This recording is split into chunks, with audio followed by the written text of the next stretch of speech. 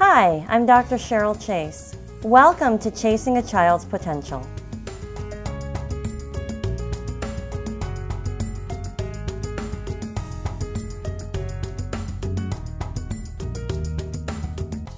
Today, I'll be talking about dyslexia, a language-based learning disorder. It used to be thought of as a visual system disorder, but we know now that dyslexia is about a problem in the language system of the brain, not the visual system. Now, a child with dyslexia may say that a D is a B, or may pronounce was as saw, but that's because the language associated with naming the things they're seeing is the problem, not the way they're seeing what they're seeing. So when we think about dyslexia as a language-based disorder, that changes how it is that we address and treat the condition. It's not uncommon to see a child who's very intelligent, who also has a problem with reading. It's not about thinking and cognitive skills, it's about language skills. So many students with dyslexia are able to compensate for their reading weaknesses by using higher level thinking and reasoning. So for many students, dyslexia, unfortunately, isn't identified until they're a little bit older. By that point, many of the teachers working with students in maybe 3rd or 4th grade are no longer equipped to teach reading. And so the student really finds themselves in a very difficult situation. One of the best ways that we can help students is by having early identification programs. And there are many ways that we can tell if a student has dyslexia or not as early as kindergarten. Now, when I say dyslexia is a problem with the language system, what I mean is when we think about language, let's think about it in two ways. There's spoken language and there's print language. Let's start with spoken language. When we speak, our words jumble together. So it's hard to tell when someone is speaking when one word ends and the next word begins. It may often sound like it's sort of one long string of sounds.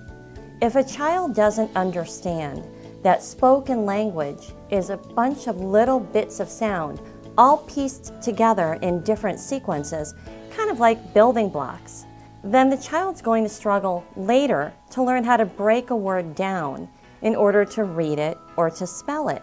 So when we talk about spoken language, the first way that we can start addressing dyslexia in young children is by helping them break sounds down that are larger parts of words. In other words, let's take the word bug.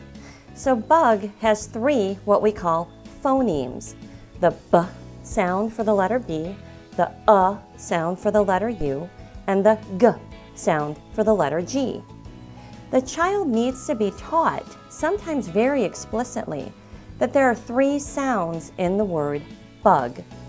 The processing of those individual sounds is called phonology or phonological processing. And the word phoneme is a fancy word that means the individual sounds of a language.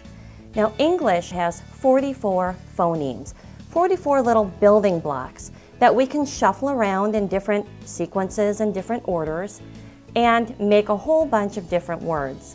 A typically developing child will be able to pick that up, and about 80% of kids are able to make the relationship or make that link between the sound that they hear and ultimately the letter that they're seeing. But 20 to even 30% of children won't be able to make that link very easily. So phonological awareness, phonological processing, the breaking down of words into their individual elemental sounds is where we begin addressing dyslexia and how we can help younger kids to start to understand the makeup and the structure of spoken language. The other way that we communicate with language is through print, and the development of print-based language communication is a very different process. We all come hardwired for spoken language. Our brains are neurologically ready for that.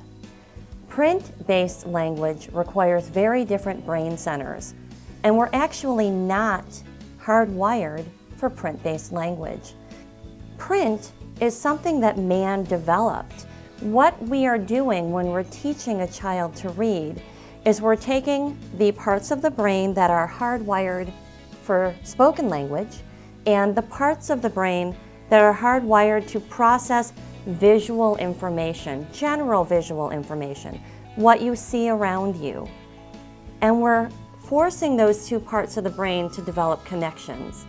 Now, the way that we teach reading is, again, by starting with what are the sounds that you hear in the word. And then from there, we start to teach the child through paired associative learning. So repetition, repetition, repetition. Here's the letter, here's the sound it makes. Here's the letter, here's the sound it makes. Here's the letter, here's the sound it makes. However, some of the phonemes are made from groups of letters. And so it's not just enough to learn what sound the letter S makes, for example. You also have to know the sound that letter S and H together make. So SH, sh, is another phoneme. So the process of teaching a child to read begins with taking the spoken language, breaking it down into its individual elemental phonemes, helping a child be able to hear the different phonemes that are in the words. And then the magic comes when we start to represent those sounds with squiggles on paper that we all call letters. And those squiggles on paper are what we call arbitrary. They have no meaning in and of themselves. But those squiggles on paper take on this magical meaning when children understand that those squiggles on paper, those letters, actually represent sounds, sounds that they've heard and sounds that they've produced. The union between print and spoken language is what the process of reading is really all about. For some kids, that's relatively easy. For some kids, that's very difficult. Not every brain, not every child is able to make that connection between spoken language and print-based language. Those children are what we call dyslexic. Now let's move forward a little bit in the reading process. Let's say that a child is able to start to understand what sounds go with different letters and what letters make different sounds that they hear. Even in many cases, we can still see a reading weakness. And in part, it's because what we know from neurology is there are basically 3 ways a brain can learn to read. Children with dyslexia tend to follow one of the 2 slow pathways to learning to read, so that even though they can ultimately get at the meaning of the word, reading is slow, it's labored, and it's very effortful. However, children with a typically developing brain, that 80%, 70%, who have brains that seem to wire between the spoken and the print-based pretty easily, those children tend to follow the fast route. In fact, many people talk about it as the highway versus the back roads. And so a dyslexic reader may ultimately get there on the back roads, but a healthy reader will get there automatically and fluently. When they see print, they quickly understand it as language, and they quickly understand the meaning behind that language. Now let's talk neurology for a moment or two. What we know is that when we show a person something in their visual field, let's say it's a beautiful painting, parts of the back of the brain, back kind of behind and at the base of your neck, are very active on a brain scan. And then if I show you a word, which is also visual, the back part of the brain lights up and is very busy on a scanner, but it quickly changes to a light up in the scanner on the left side, kind of up in this area above your ear. When the brain registers that what I am seeing is language, the word form area becomes very active. When the brain registers that what I'm seeing is not language, that it's just art, or it's a visual scene, that part of the brain, this sort of area kind of up in here above the ear, doesn't light up on a brain scan. But if I take a child with dyslexia and I show them a word, their brains do largely the same thing. It doesn't light up in that area above the left ear like it would in a healthy reader. And that's a problem Because if you think about the volume of reading students are doing by 7th grade, 10th grade, graduate school, the amount of reading that is required of our students as they advance through their academic career really makes it so that the dyslexic is at a disadvantage. Maybe he or she is getting there, but they're getting there through much more effort and much more time. Up to this point, I've been primarily talking about the reading process for students with dyslexia. But dyslexia can also have a significant impact on writing, specifically spelling. So if we look at the process that I described earlier, breaking down a language, understanding it's made up of different phonemes, and then making the connection to those squiggles on paper that we call letters. That makes sense in reading. If you're looking at reading, you're looking at the squiggles, you're trying to make that translation to what are the sounds that go with those letters. The word form area becomes very active, and the child's able to unlock that alphabetic code and be able to put the word that goes with those arbitrary letters on paper. But writing is the opposite process for the most part. From a neurological perspective, we've got some different brain areas in place. But for our purposes here, it makes sense to think about it as happening in the opposite direction. So in my mind's ear, I have the word I want to write.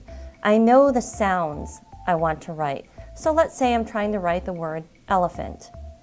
I need to break that word down into the sounds that make it up. Then I need to take that sound. So let's start with the sound of the word elephant. The child has to, first of all, discriminate that that sound is there, then go through the memory banks and understand what letter makes that sound, and then write that letter down, write the E. All the while holding the word elephant in mind so that after the E is written, the child can go back and hear the next sound in the mind's ear. So as you can see, the same process going the other direction can be very inefficient. What we often see are spelling errors in which sounds are left out, letters are left out, or entire sequences of letters, especially the vowels, can be given in the wrong sequence or in the wrong order. And so spelling is another really difficult thing for people with dyslexia. Because dyslexia is a weakness or a problem in the language system, we will often see difficulty with spoken language as well. So a student will want to retrieve a word. Maybe you'll show them a picture and they know who the person in the picture is, but they can't quite remember her name. And so they'll say, is it Mary, or when the person's name really is Maria. It's not unusual or uncommon for a child with dyslexia, and really even adults with dyslexia, to pull from memory a word that's similar to the word that they're looking for. So it's not uncommon that we see difficulties with spoken language in people with dyslexia as well, not just in their translation to and from print. So if you're having concerns about a child, here's some information you might want to know. By around age 4 or even 6, children develop that awareness that spoken words can come apart into different segments. By around age 6, researchers have found that about 70% of children are able to unite the sound with the letter and the letter with the sound. The good news is that with early identification, and we can identify dyslexia pretty early, preschool or kindergarten age children, there's a lot that can be done.